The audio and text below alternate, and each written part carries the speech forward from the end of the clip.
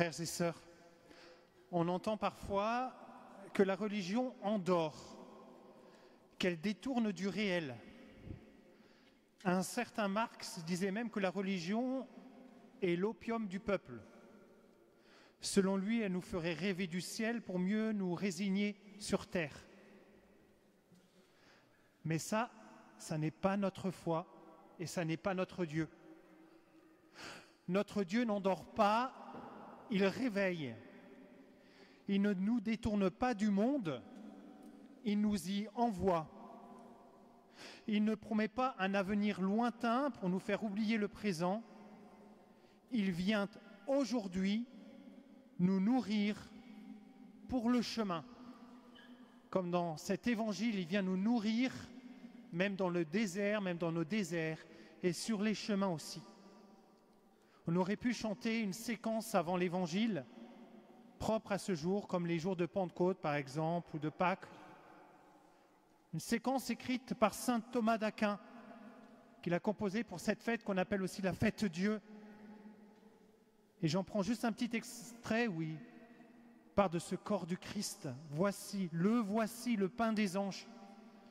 Il est le pain de l'homme en route, le vrai pain des enfants de Dieu.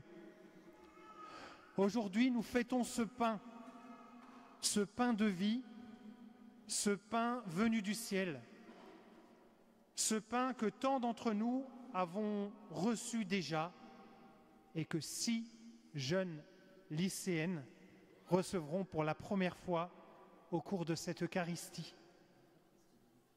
Ce pain, c'est le Christ lui-même, offert à chacun. Et pourtant, Dieu ne se limite pas à l'autel. Il nourrit autrement aussi. Il nourrit par sa parole, par la charité vécue, par la communauté, par la prière, par l'engagement. Il a promis à ceux qui le suivent le centuple dès ici-bas. Et il tient parole. C'est pourquoi même si la route est longue, nous ne marchons pas seuls. Nous sommes bien nombreux ici. Souvenez-vous du prophète Élie, pour ceux qui ont des souvenirs de l'Ancien Testament. À un moment donné, il fuyait la reine Jézabel, accablé après un long chemin dans le désert et n'en pouvant plus, il s'est couché sous un genêt pour attendre la mort. En pleine dépression, il baissait les bras. Et c'est alors qu'un ange est venu lui apporter du pain et de l'eau. Et ce simple repas reçu de Dieu l'a relevé, l'a redressé et il a marché 40 jours sans faiblir. Le voici, le pain des anges. Il est le pain de l'homme en route, le vrai pain des enfants de Dieu. Dieu fait de même pour nous. Il envoie ses anges. Et cette expérience, nous pouvons la faire en Église. Ces anges, ce sont les frères et sœurs que nous y rencontrons dans nos églises. Et pas seulement les prêtres ou les catéchistes ou les membres de la communauté du Chemin Neuf que vous pouvez voir parfois ici, mais tous ceux que nous pouvons voir autour de nous. L'Église est un peuple nourri et nourrissant. Et c'est pourquoi, aujourd'hui, j'aimerais d'abord qu'on demande à François, qui a été baptisé à Pâques, qu'il nous partage quelque chose de son expérience.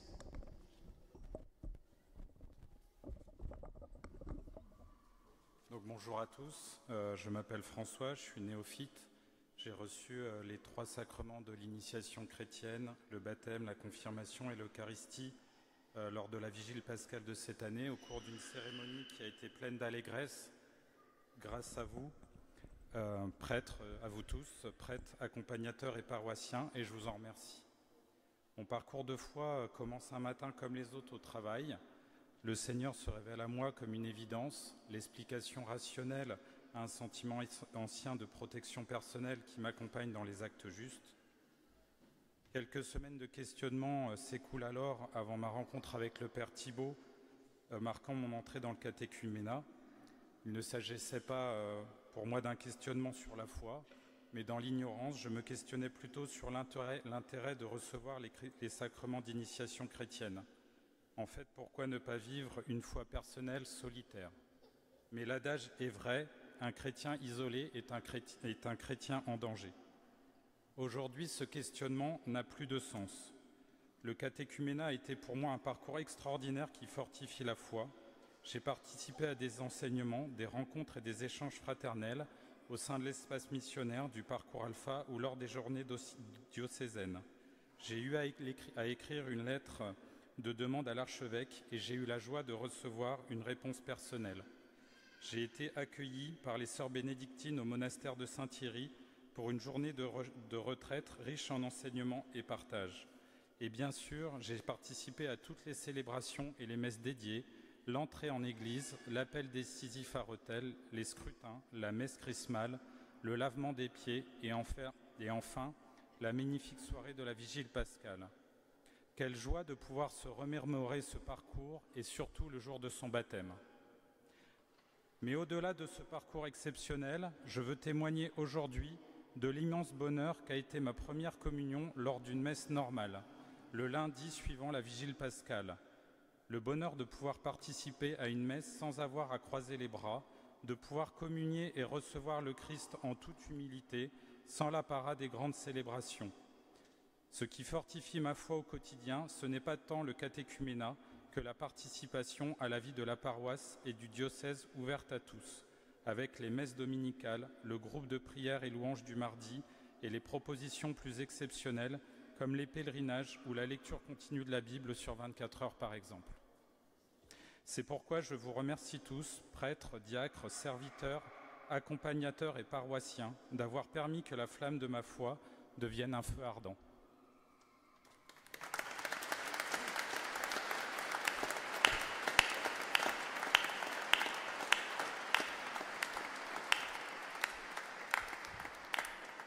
Merci François. Vous voyez, l'Église est un peuple nourri. François fait désormais partie de l'Église et il a montré plusieurs lieux dans lesquels il a été nourri. C'est un peuple nourrissant aussi. Parce qu'aussi François, il partage ça aussi même dans son travail. Et maintenant, j'aimerais bien que nous regardions ensemble comment cette année, Dieu nous a nourris concrètement ici dans notre paroisse. Et nous allons mettre un diaporama maintenant. On voit plusieurs lieux où on a pu être nourris.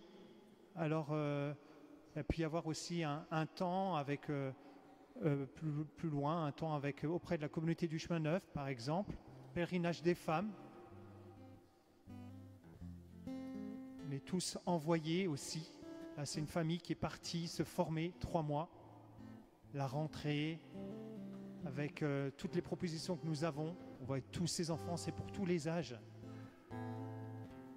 C'est notre thème d'année, l'espérance. La convivialité, nous allons en vivre encore tout à l'heure, c'est important. Vous voyez, tous les âges.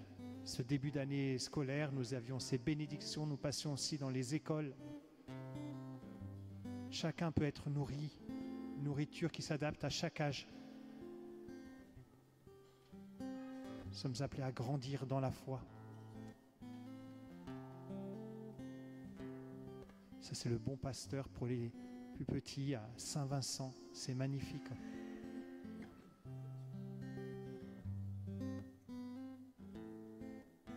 Les plus jeunes. Notre catéchisme, là, ça commence à voir Timothée. Si on va voir des images d'un week-end qu'on fait le premier week-end de la Toussaint, où les jeunes primaires peuvent vivre une très belle expérience ensemble, donc en église, et aussi personnelle.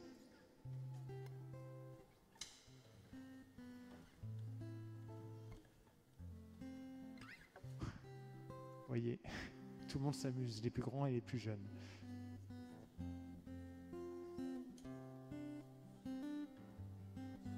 Ça, c'est des fraternités aussi que nous pouvons avoir. Puis Jubilaté, c'est au niveau du diocèse pour les adolescents, un temps fort. Autour des saints, là la Toussaint, Puis on peut penser à tous nos défunts. Il y a des équipes funérailles qui accompagnent les familles, c'est important. On voit encore les enfants autour de la Toussaint. Nous avions eu une exposition de Carlo Acutis. Puis après, l'année a continué vers Noël. Nous aimons célébrer ensemble les dimanches qui nous rassemblent. Nous essayons de vivre des temps pour tous, des temps d'enseignement, pour se nourrir aussi, intellectuellement parlant, mais aussi pour les enfants. Pour préparer, c'était l'Avent. On a eu des temps avec la préparation au mariage, dans un dimanche qui nous rassemble. La messe, on prie, étant ensemble. On accueille aussi, on invite dans notre église des gens qui sont plus loin. La solidarité, c'est important. Auprès des plus pauvres, nous avons un pôle solidarité. L'épiphanie avec le diocèse, un grand pèlerinage dans Reims. Nous avons fait aussi la lecture au temple avec les protestants, lecture de la Bible, le service des temps entre serviteurs, parce que nous sommes là non seulement pour aider les autres, mais aussi pour nous nourrir. Ça, c'est pour les couples. Soirée Saint-Valentin, prépa mariage.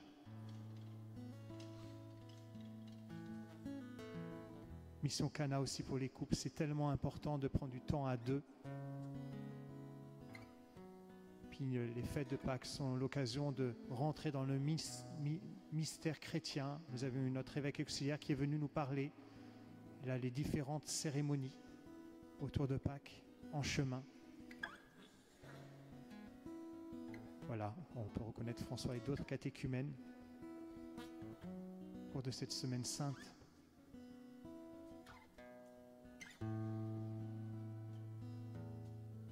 C'était les rameaux, la procession, le jeudi saint, autour de la Seine.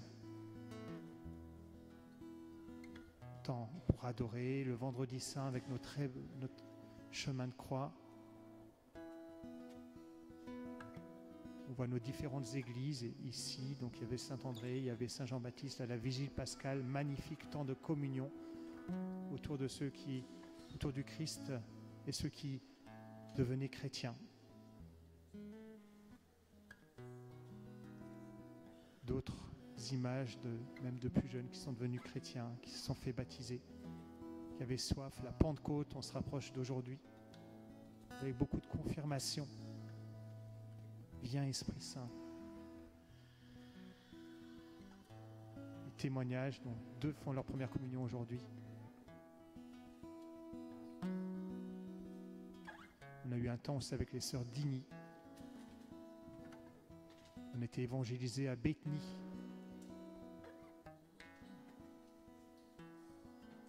Puis nous avons marché à Rome d'abord. Certains ont vu la première audience du pape. Et puis le pèlerinage avec tout le diocèse, nous étions, je crois, 1500 à Avenay. Magnifique journée de Pentecôte. Encore des baptêmes. En ce moment, il y a beaucoup de baptêmes. Première communion. C'est très beau.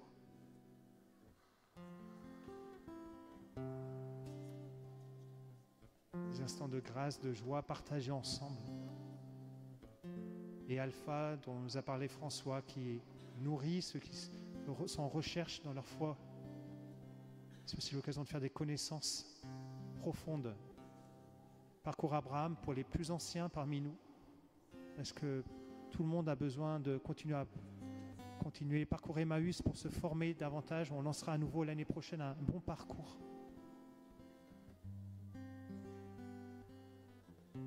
Donc il y a beaucoup de fraternité, des temps ensemble.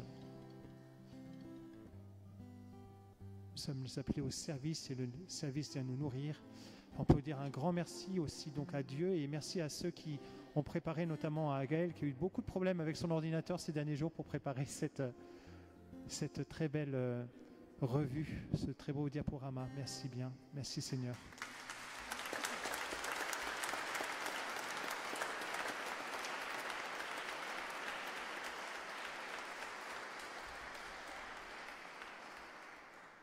Donc vous voyez, l'Église est un lieu où est un peuple nourri et nourrissant.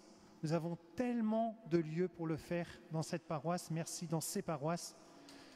Mais tout cela, ce ne sont pas des activités, ce sont des lieux de grâce, des manières d'être nourris, des visages d'église.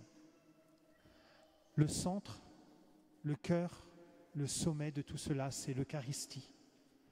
Là où nous devenons Église, dans nos célébrations, en recevant le corps et le sang du Christ. Là où le Christ se donne pour que sa vie passe en nous. Ce pain doit être reçu, explique saint Thomas d'Aquin. Et comment est-il reçu? Il est lorsque nous vivons de la même vie que celle du Christ. Cette vie qui est une vie donnée, une vie aimante, une vie livrée pour le monde. Alors, chers amis, chers frères et sœurs, ne laissons pas ce pain rester à la porte. Accueillons-le avec un cœur brûlant et surtout vivons de lui, vivons de cet amour, de ce don du Christ. À vous, Noémie, Sarah, Chelsea, Cheyenne, Cassie et Lénie, oui, à vous toutes qui allez communier pour la première fois, puissiez-vous vous nourrir toujours à cette source. Continuez à vivre de l'amour du Christ pour irradier le monde et que votre joie soit un feu contagieux pour toute notre communauté. Et à chacun, ici, je dis, le voici, le pain des anges. Il est le pain de l'homme en route, le vrai pain des enfants de Dieu. Alors avançons forts de ce pain, chantons, témoignons et aimons, car non, Dieu ne nous laisse pas affamés.